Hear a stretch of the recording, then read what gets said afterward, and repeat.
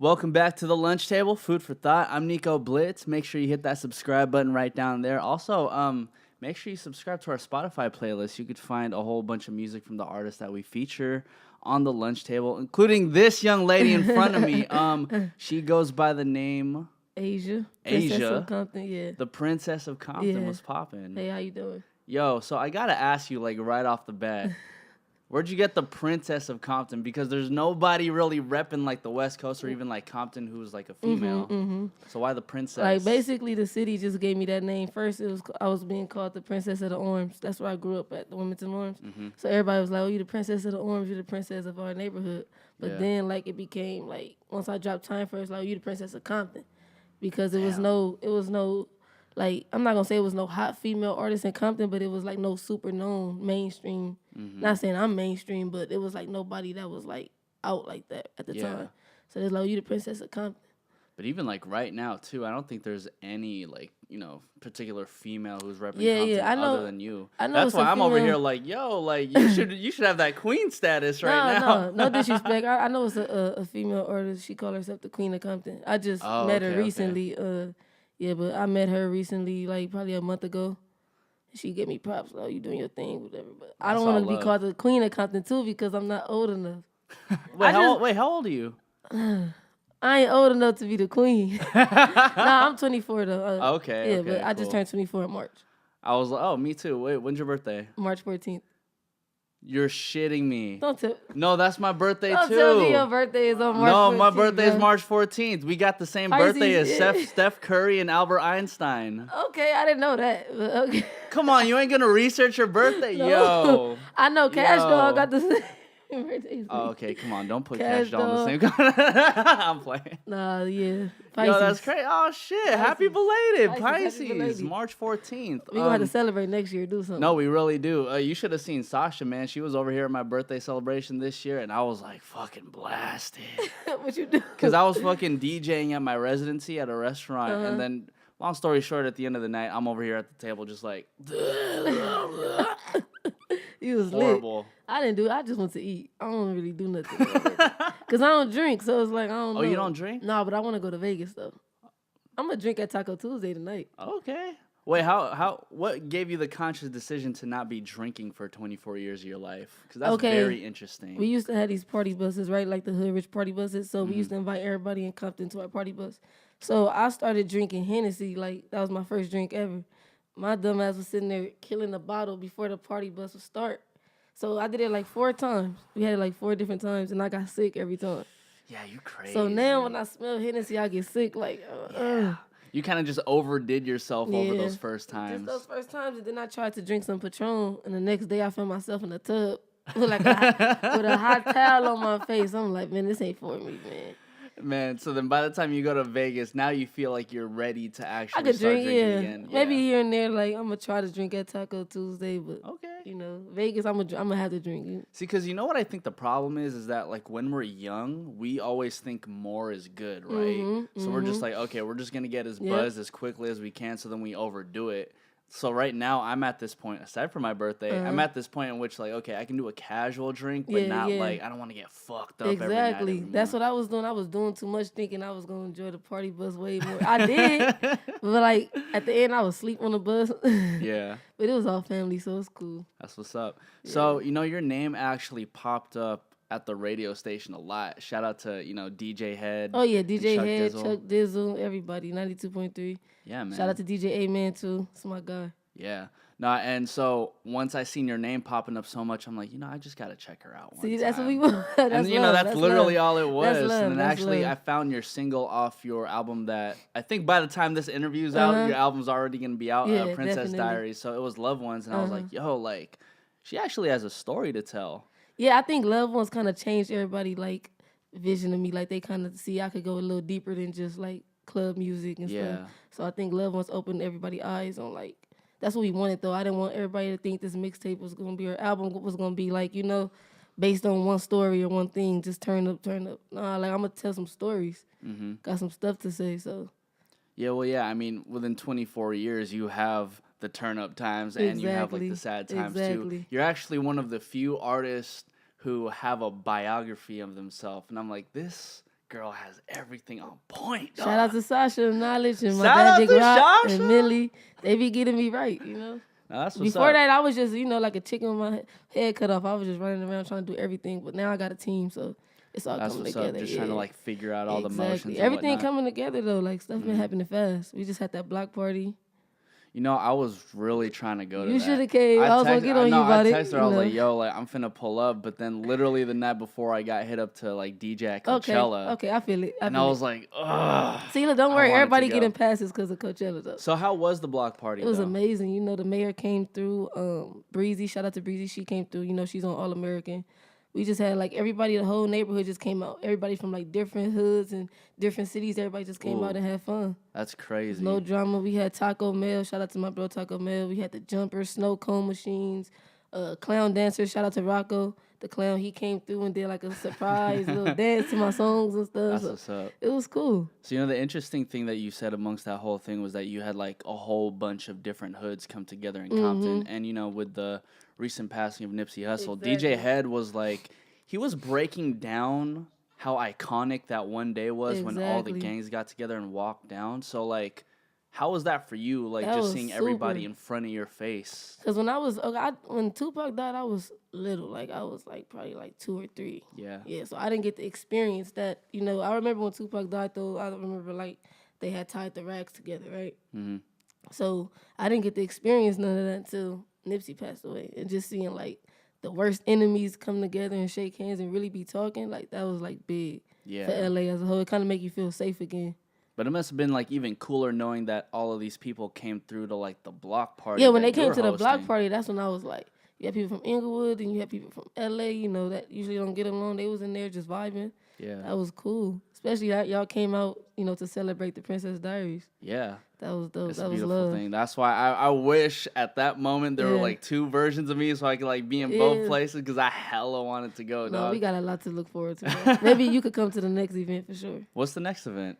I'm thinking about doing a yacht party. A yacht party? Summer coming up. I think we was talking about doing a yacht party for like a video or something just to have fun. Okay. So I get mad motion sickness, but I'm definitely going to that one. Oh my God. No, I get land sick, so when I was on the boat You get land sick? Well, how do you get land sick? When you on We're the on boat, land 24/7, dog. What? But get on the boat for 4 days. And when you get off, you feel weird, like without like the emotions and stuff. So I was at work one time, and I was at the cash register, and I was just like, everything was going like this. I'm like, damn, I'm not on the boat no more. But yeah. Wait, why were you on the yacht for 4 days? I wasn't on the yacht. I was on a cruise. You're on a cruise. Yeah.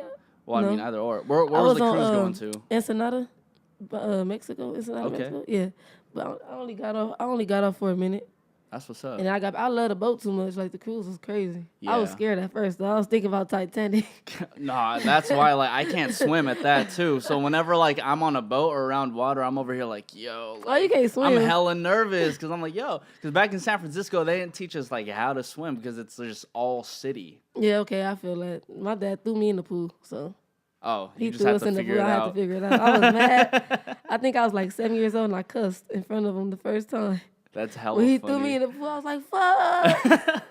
Dad, help. Fuck you. I was like, fuck. I got in trouble. So then we know you know how to swim now and you can rap. What else can you do? I could play basketball. I can't shoot though. I could dribble. You can't shoot? Not no more. I can't shoot. Like my wrist go like this. Ugh. When I shoot, it go like that. Sometimes I make it though. I know how to cook. That's for sure. What's your favorite meal to cook? Man, I can make.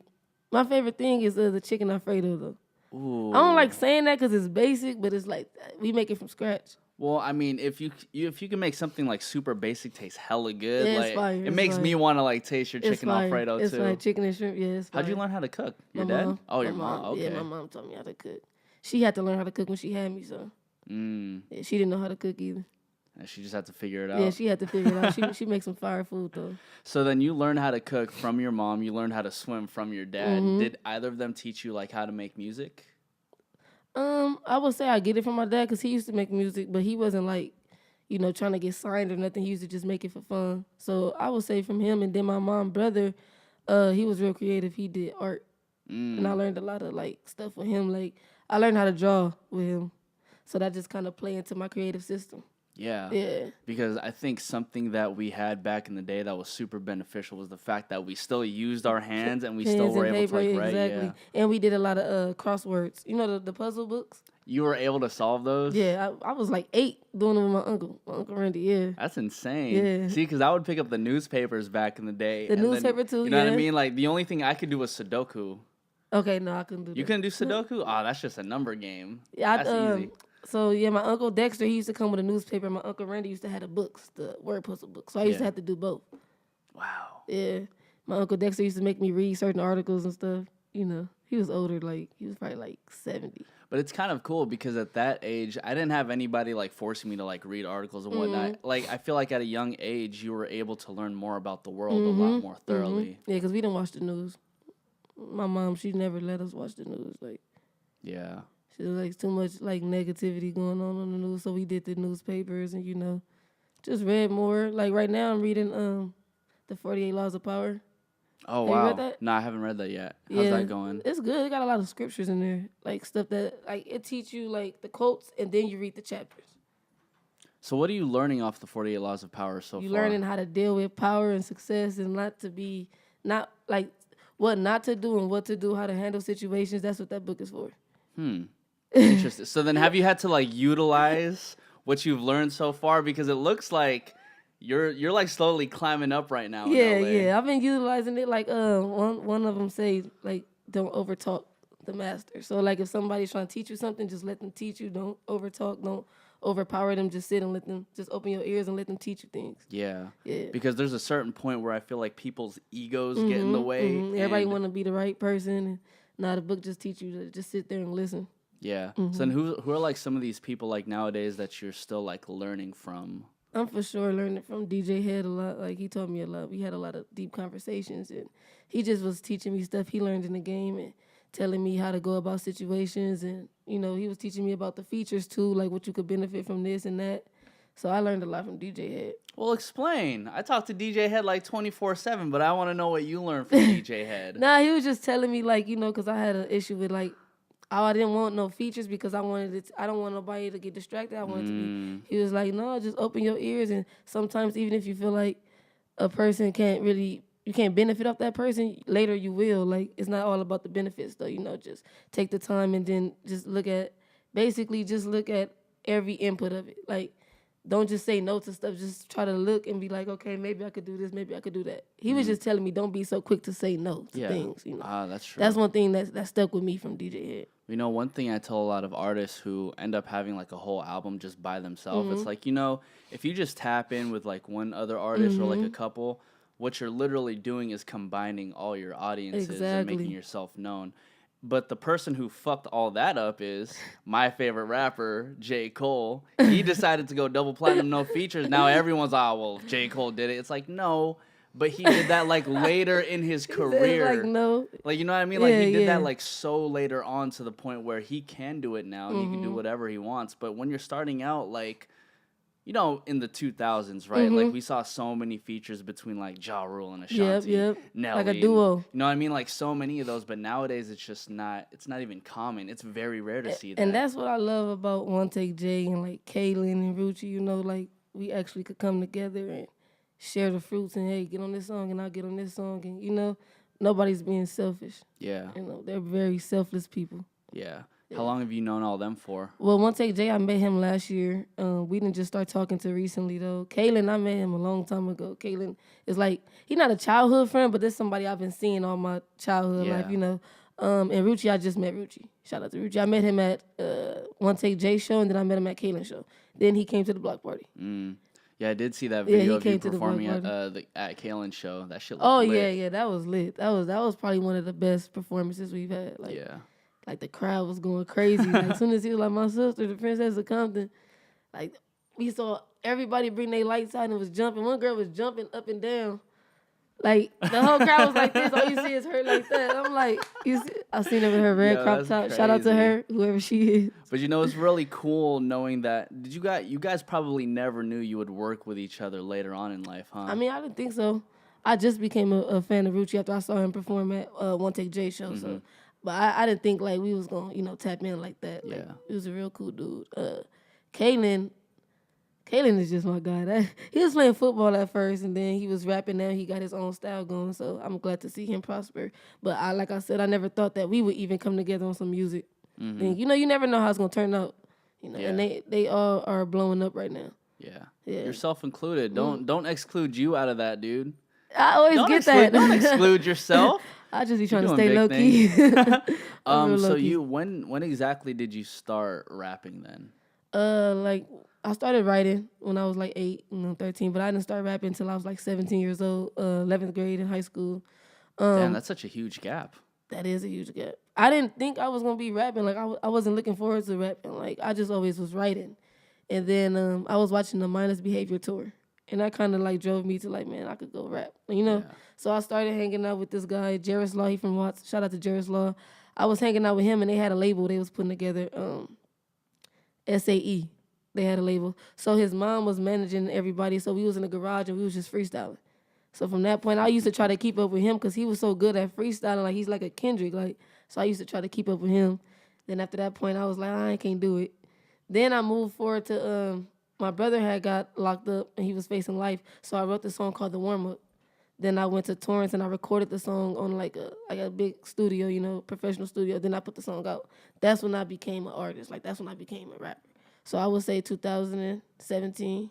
Super for sure. recent. So 2013 to 2017 is when I dropped my first song, 2017. Yeah. 2013 was like my freestyle basement days, just playing around. Yeah. But I mean, I feel like you need the freestyle basement days to just like hone your craft. Exactly. Like my whole thing is I write too and I can freestyle. Like not freestyle like that, but when I'm in the studio. I'm like, what you mean? Like you wanna? You trying to kick something right now? When I'm in the studio and the beat playing, I could sit in there and punch in. I could just go straight forward. But I like to take some time out and write too. That's good. But I don't write with no beats. Wow. Like it's hard for me to write with a beat. Yeah. See, because like I've been in studio sessions in which like I can tell when some people like use the same words over and over again, and you know what I mean. Like it's cool because it's just based off feeling. Mm-hmm. But when I'm in a studio with somebody who's just like penning shit down, I'm like, oh, okay, I want to know what. And they say some catchy because you take your time and you just work on your craft. Yeah. I feel like everybody should write. Take some time and write. Yeah. Like yesterday was my writing day, so I cleaned my whole room and I just stayed home and I wrote like 2 pages full of just lyrics. What the hell? Sometimes it don't even go together. I'll just write like a bubble, boom, boom, and put it together later. That's tight. Like you seen the 5 Heartbeats? No, I haven't. Oh, you gotta watch the 5 Heartbeats. I would say I have seen 7 Mile, 8 Mile. No, because like you remember that part where he just has his book and there's just like words upon words everywhere, and I'm just like, yo, like that's real. When I was a kid, I was like, that's real. Something similar to that, yeah. Yeah. You just write different stuff and then put it together later. So then, do you normally have days like that where you just say fuck everything else? I'm just gonna like sit in here and write. Yeah, I used to do it all the time, but now stuff been so busy, like I haven't had no time to myself to sit there and write. So yesterday was the first day where I was like, it's nothing to do. Let me sit here and write. So I text my manager. I was like, yo, send me some beats. But he didn't even send me the beats yet. So I just did it with no beat. Just wrote in my book, lit a candle, I'm about to start burning some sage. Shout out to Nipsey. About to start burning some sage. Really get in the mood and everything. Yeah, get in the mood. You got to. No, yeah, that sage really be helping like the feng shui of things. Like my roommate will burn sage in here like from time to time. And then I walk in like, it's just a lot more peaceful. And do you like calming. The smell? I do like the smell. A lot of people don't like the smell, but I like it. It smells like barbecue sometimes. I don't know if I got a lot of... Okay, I don't know if you got the right sage. No, it's probably the energy. I'll probably be burning. It probably smell like probably getting cooked. Yeah, right. Shit. But I had got some sage from my cousin, so I probably got to buy a new. Are you like spiritually like intact, I guess what you could say? Mean? Well, because like I know people who more so like link themselves with like burning sage in the house and whatnot, like kind of have like a different level of spirituality. Well, me personally, like I believe in God, of course. Me personally, I go off of energy too. So I'm big on energy, and I just became big on energy because I know energy is real. Like if you're around somebody that got bad energy all day, you can't prosper. Like you just it brings negativity to your life. So I'm all about positivity and just clearing the air, clearing the energy.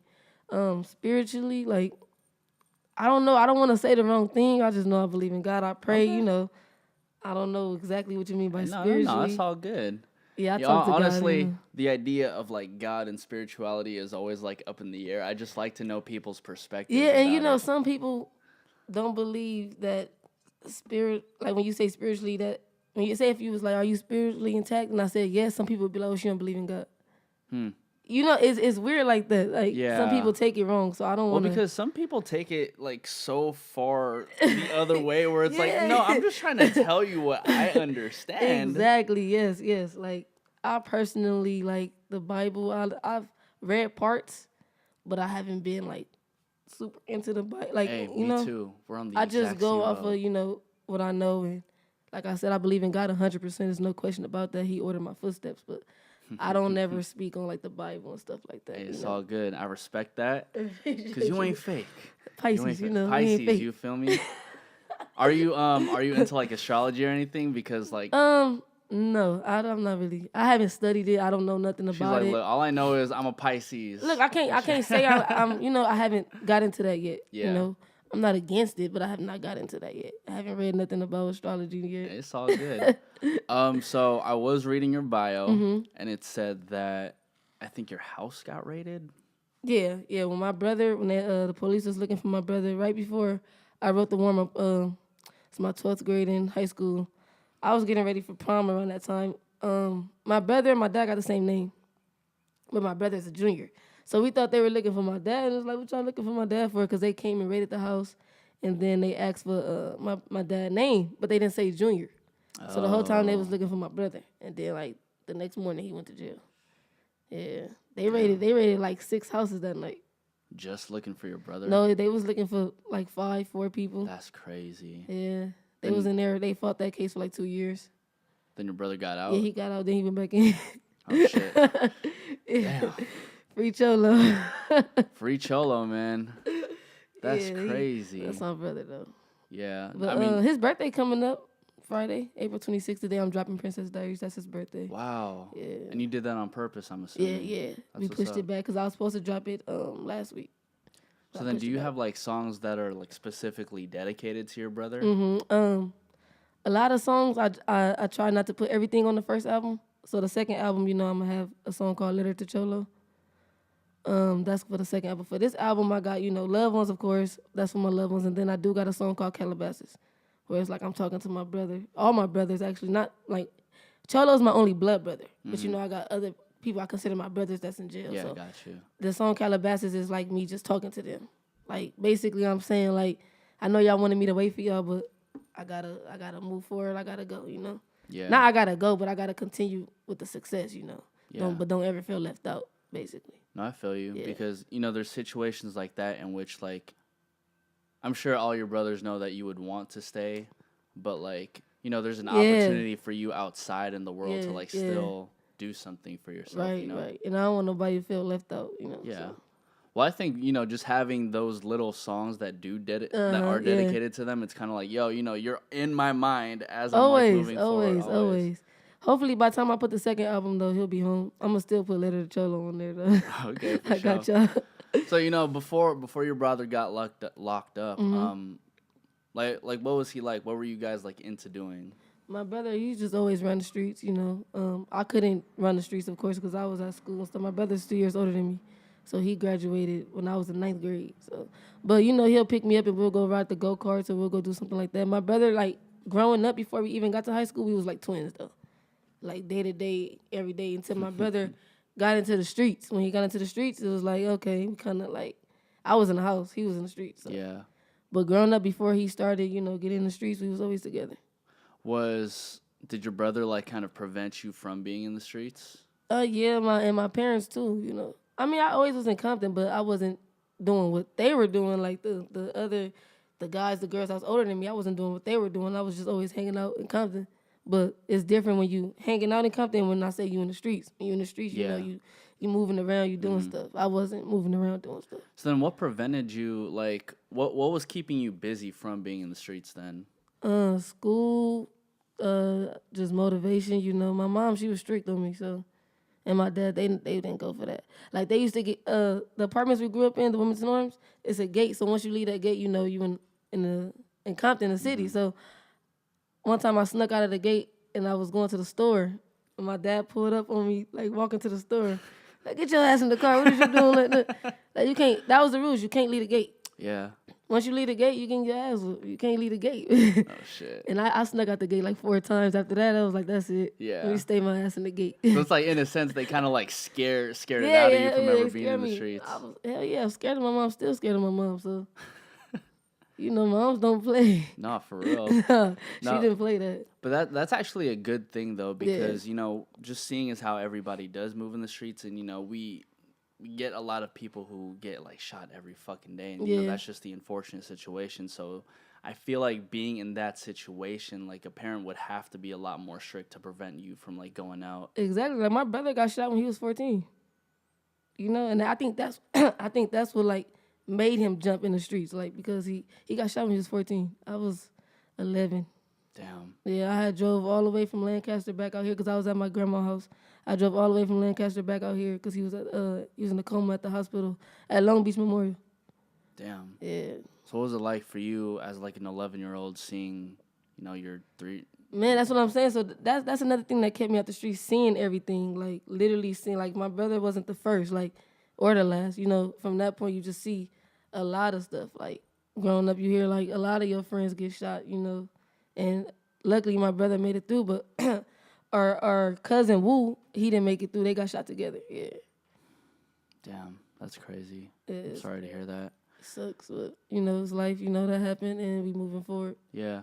Well, you know, I think one particular phrase that came from your music, like you called it pain music, and I feel like just based off of everything I've heard so far in your music and in this interview, that like you're really advocating for like peace and like like, you know, we need to just stop being in the streets. And kind of unity. just, like, you know, you know, and that don't take away from me. That don't make me like weak or anything. It's just that it's like, damn, when is it gonna stop? It's time, you know. So the Nipsey thing kind of opened everybody's eyes. Gladly, everybody's eyes is open right now. So a lot of people are working on unity. I just hope we stick to it. Like, you know, we don't go back to the violence and, you know, everybody being mad at each other. Just as long as you're able to be cordial. I know a lot of people can't get right with their enemies, but as long as y'all able to be cordial, be in the same store together, then that's all that matters. Yeah. We don't need y'all, you know, this generation is looking terrible right now. It really is. I mean, we don't need everybody, you know, walking down the street together again, but it's just like, you know, like in situations in which like you may just come across each other, it's like, you know, just keep it pushing. You know he don't like you, she don't like you, whatever, just keep it pushing. Like, what you gonna stop and harm this person for what? Yeah. It's not that serious. Yeah. Half of the beef is never that serious. It's never that serious. Damn. I heard somebody said that the hood beefs always start because of females like get into it. So look at the block party. Damn. At the block party, we had some girls that was like trying to get into it. And I just told them, look, y'all gonna have to leave. Yeah. Because we don't need not here. After what I heard, now, you know, we don't need y'all get into it and the dudes tripping, you know, it's just gonna get ugly. So y'all just gotta go. Yeah. You know. Think about them Celtics though. I feel some type of way y'all was on my head about that. Hey man, look. That's just what we're about. You always been a Warriors fan? Always been a Warriors fan. Okay. Yeah. Actually, let me put it for the record. I've been a Warriors fan since 2004. Okay. So that's like fucking Andres Biedrins. We had like a whole bunch of like random people. Baron Davis, bro. Like, it was a really good team. It was a team that beat the number 1 seeded Dallas Mavericks. Dirk Nowitzki is crazy. Yeah, and then we lost to freaking the Utah Jazz. Andre Karolinko. Did you know that Baron Davis actually has his own record label? No. Yeah. You know what? I take that back because I was kind of hearing some. Did he ever play for the Pistons, right? No, I think he played for the Clippers. Clippers. Yeah. Did he start the label when he was playing with the Clippers? I mean, I wouldn't doubt it. I know it's as far back as 5 years. Okay. I had season pass tickets to the Clippers. Me and my brother went to that a lot too. And I remember seeing Blake, and I remember seeing LL Cool J, Floyd Mayweather. That was my first. Hey, I was in love with Blake Griffin at the time too. So my brother was irritated because they was walking through the tunnel and I was trying to touch Blake's hair. You were trying to touch his hair? Yeah, you know, he had the curly orange hair. So hella funny. My brother was like, all right, when they tase your ass, don't say nothing. For real. What That's hella fun. No, for real, cause dude, you can't be fucking around with like NBA players trying to like grab their hair, bro. I'm like, fuck that, I'm grabbing his hair. Okay, can you imagine you walking down the street, I know. right? And then now I know. motherfuckers just like, He probably would have smacked my hand or something. Probably would have been on TMZ. So you're actually a Celtics fan. I'm a Celtics fan. And I wanted to put that on record. I'm a Celtics fan. So why is that? I mean, it started with He Got Game, Ray Allen. I was a huge Ray Allen fan, you know. Then it started like with Kevin Garnett. Paul Pierce was one of my favorites. Then I used to be real like, I always want to stand out, right? So at school, we got everybody talking about the Lakers. I'm like, fuck that, I'm a Celtics fan, so what? Then remember 2008, Celtics and Lakers went against each other. Yeah. I was talking shit. I was talking so my much shit. That's crazy. I was on MySpace talking hella shit. My profile picture was a Celtics leprechaun, and I put green in my eyes. No, you didn't. Yeah, that was ratchet. It was some ratchet shit. Hey, at least you got the one for that one. MySpace, you know ratchet. That's hella funny, dude. You're like the biggest troll right now, dog. See, now at this point, I don't know if they would like take out that Princess of Compton from you because you're a Celtics fan. Oh no, you can't do that. That ain't got nothing to do with. Look, Lakers is not in Compton. Yeah, you're right. South Central. That's yeah. You're right. So considering that like you're getting so much like love from your city, right, and like you're moving like extremely, it seems like you're moving like pretty fast right now. Yeah, it is fast. Like, is there any like responsibility that you feel like knowing that like you're representing for not only Compton but like the females of Compton? Yeah, it's a huge responsibility. Like especially when they say one of the youngest talented West Coast female rappers, is like you feel that weight on your shoulders, but it's a good weight. It's not stressful. It's not like I'm over here like, damn, I gotta keep up with this name. No, it's just when you yourself and you who you say you are, it's not hard to keep up with the punches. You know what I'm saying? So I don't feel like stressed out, but I do feel the weight. Yeah. If that makes sense. I do feel like I got responsibilities. I do feel like I gotta keep up with this, but I don't feel stressed out about it. Like I'm not panicking. Yeah, it's kind of like something in the back of your head. Yeah. Always, you know, and my whole thing is to always make sure, especially where I grew up, make sure everything is straight over there. You know, like we plan on working on the basketball court over there. Last year I did a back to school giveaway for the kids, so I bought like a bunch of uniforms. Wow. So this year, so basically throughout the year, I'm just always thinking about what else can we do? What's next? Yeah. Right now we looking into buying, putting some money into one of the plazas down the street from the Orms. Jay's Market, the cleaners, you know, we want to invest in something over there and make that, because everything over there is closed right now. Damn. So you know how Nipsey had the Marathon store? That whole plaza and everything. We got something similar to that. Like the Wilmington Arms is right here. You go down and it's right here. But literally everything in there is closing. We only got the wash house open and we only got the 98-cent store open. And it seems like you're really following like Nipsey's blueprint.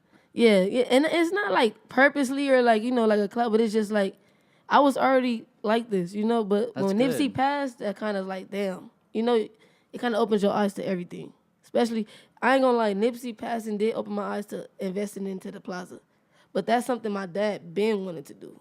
But that's not something I was focused on. It's kind of like that cherry on top, I guess you could say. I wasn't really, we need to do this. I wasn't thinking about that. I was always thinking about the kids, of course, and what we could do for them, but I wasn't thinking about the plaza or, you know. And then the Nipsey passed, and then my dad was putting it in my head. So we drove up there, and we just started taking numbers now.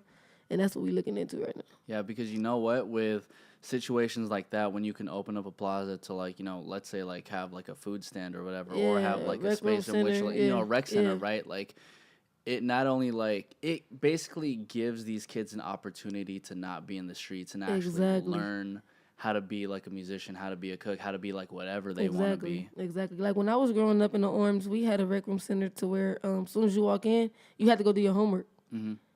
Like, people say you got to go in there and do your homework. We had computers, we had books. Now that's closed. It's been closed since, like, 2005. Damn. So we got open space in the Orms right now. So that, too, we working on, like, if we could get some more computers in there.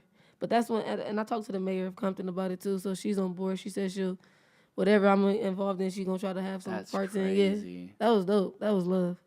You know, and it's even crazier because you are so close to somebody with that much high power. Exactly. Like, you can make these things possible. Right. You can't politic without no politicians, you know? No, I'm very like, because what's the point? What's the point of sitting here and being mad all day about something you want to change and you're not going to the city councils, you're not going to the town hall, you're not going to the police station, you're not doing it. Damn. So to have her, you know, come where we grew up at and see, you know, that was amazing, you know. And for her to say what she said, like she's on board with whatever we doing, that was love. Yeah, shout out to the mayor, too. Yeah, shout out to Azjah Brown, man. Yeah, because it's one thing to just know it's happening, but it's another thing to actually be there, go see it. And that's what I'm saying, to go see and to actually breathe the air we breathe and be like, okay, whatever y'all want to do, let's work on it. So I feel like a lot of people want to do the things that you're doing, like, you know, like giving back to the community in that sense. Like, what would you suggest their first steps be? Don't think about the money. Like, I know a lot of people are scared because they feel like they're going to waste money or lose money. I did it with no money. I just did it off the heart, you know. So just to me, just get that board out and just move strategically, you know. That's really all it is. You got to move strategically. Know where you're going to start and know where you're going to finish and just have a goal. You can't don't go around I'm going to do this, I'm going to do this. Actually write it down and follow these steps. Or what I got to do to buy this, what I got to do to get this person here.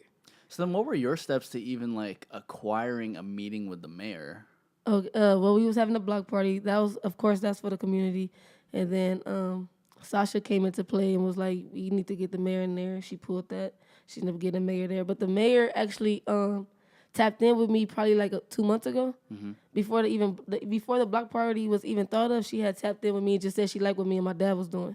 Because my dad, he's a co-manager, but he's with me all the time, and we just moving around all day. So she just like was like, "I like what you guys are doing, you know, shout out to you." And she followed me on Instagram. Sasha came in and pulled her for the block party. So that's how it all started. But the city council actually hit me up when I did the back to school giveaway. That's when Azjah Brown followed me, and that's when the city council tapped in with me in my DMs. Yeah. They wanted me to come to a meeting. Well, at that point, they want to see how much more, like, you're able to do. And at that time, I was like, I wasn't even where I'm at today at all, like, you know. So for them to see my growth, and then, you know, they still on board is just crazy. Yeah. And to me, now I'm seeing it more as, like, community first, rap second. Well, yeah, you could say that. That's at least what it seems like from my perspective. You could say that. I mean, rap is always my first, you know, my first love. Music, creativity is always my first love, but I do want to put my community first before anything. Amen to that. You know, like, I'm going to be the one that's probably invest into a home before I really invest into a thick-ass Cuban link. I was about to say. I got this, you know, this ain't nothing, but, you know, you ain't going to see no chunky around my neck and I ain't got no crib. I want to ask about that, though. Like, what's that piece you have? This? Mm-hmm. This is my face. So my dad got this made. No, that's insane. Yeah. Shout out to Pops, man. Yeah, he had got this made out in Oklahoma. We got a jeweler out there. He got this made because I started taking rap more serious. So I had got a logo design for my clothing and my album cover. So my dad surprised me with getting it on my... Yeah.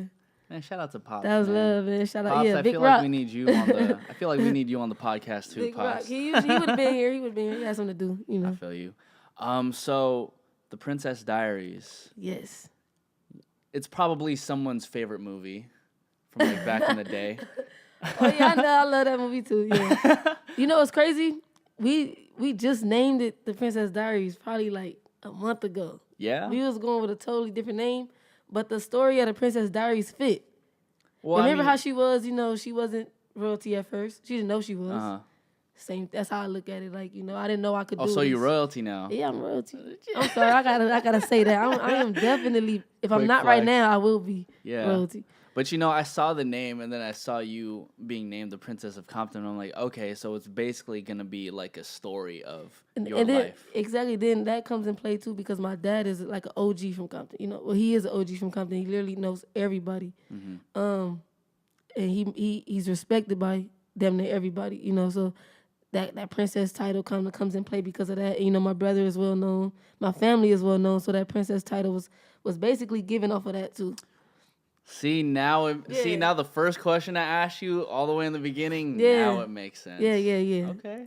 I don't be trying to get into all that. I don't want people like, who the hell she thinks she is? No, but it's facts, though. My dad is very known. My family is very known and well respected in Compton. Who's your dad? His name is Big Rock.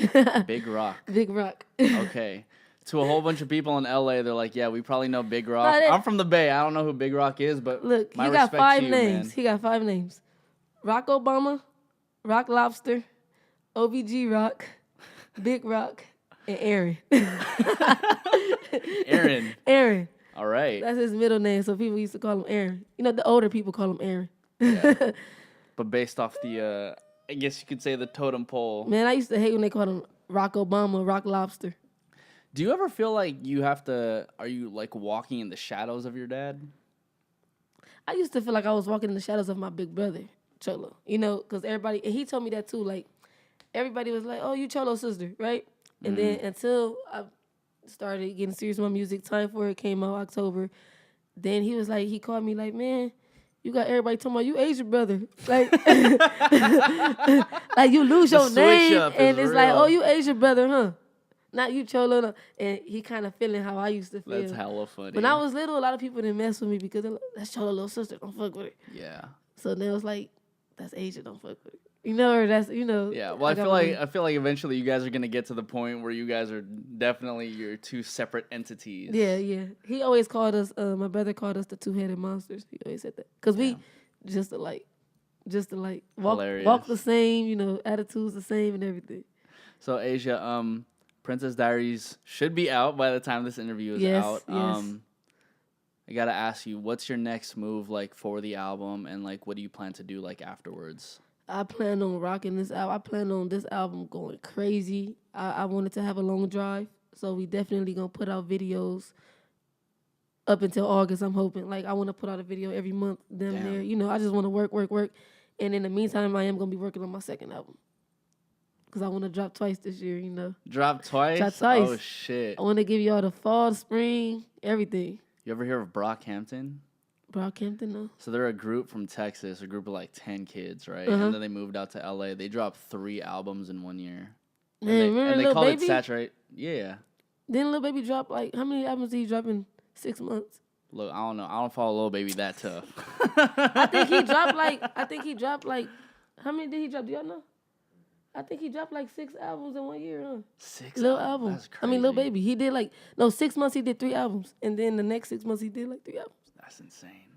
So, I'm looking forward to your second one. What do you know? Do you have any idea what the second one's gonna be called? No, I can't give you all that. Hey man, I just gotta give you all that. No, I don't know yet. You know, it's gonna come. You know what I mean? Maybe Princess Diaries. I'm just trying to reach for Blake Griffin's hair. You feel me? I see you. You almost got a little string, but no, maybe Princess Diaries too. Depending on how y'all like Princess Diaries. That's what's up. So, Azjah, where can everybody find you on the gram and all that? Go ahead and follow me on Instagram, AZJAH_, and then Twitter is official Azjah, AZJAH. That's all I be on. Go ahead and email me too, bizforAzjah@gmail.com. Okay. Send me some beats. This is The Lunch Table. Make sure you check out the Princess of Compton's album, Princess Diaries. Princess Diaries, April 26th. Yay! This is The Lunch Table, food for thought. I'm Nico, Blitz. Azjah, thank you for coming on The Lunch Table. Thank you for having me.